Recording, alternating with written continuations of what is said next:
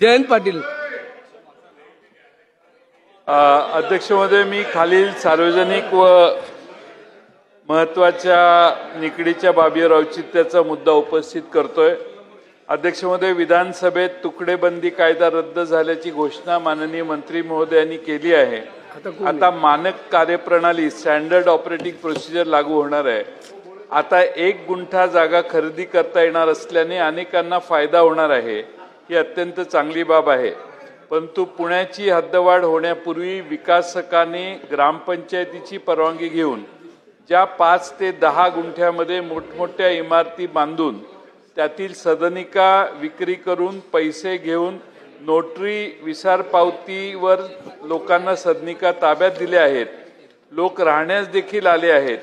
त्याकरता शासनाने 1 गुंठ्याबरोबरच त्यावरती बदललेल्या इमारतीमधील सदनिकांचे खरेदी खत करण्याची परवानगी दिल्यास लाखो लोकांचा त्याचा फायदा होणार आहे. त्याकरता या संदर्भात मानक कार्यप्रणाली स्टँडर्ड ऑपरेटिंग प्रोसिजरमध्ये तशी तरतूद करण्यात यावी. याकरता मी या औचित्याच्या मुद्द्याद्वारे शासनास विनंती करत आहे.